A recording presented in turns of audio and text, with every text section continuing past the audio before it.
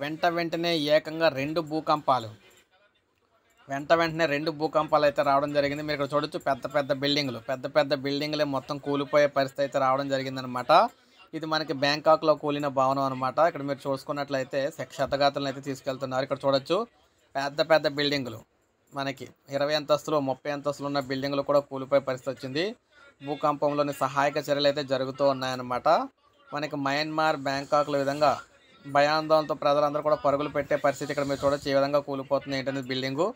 So ఈ విధంగా అయితే కూలిపోయి అందరూ కూడా పరుగులు పెట్టే పరిస్థితి అయితే వచ్చింది.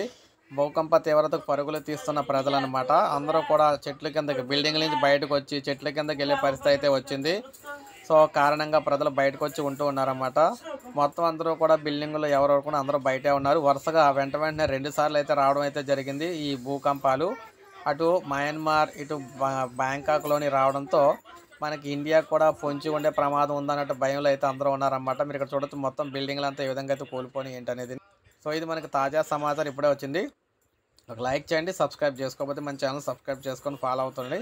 ఇలాగ మీకు లేటెస్ట్ అప్డేట్స్ అన్నీ కూడా మన ఛానల్ ద్వారా మీకు ఎప్పటికప్పుడు అందిస్తూ ఉంటాను నేను.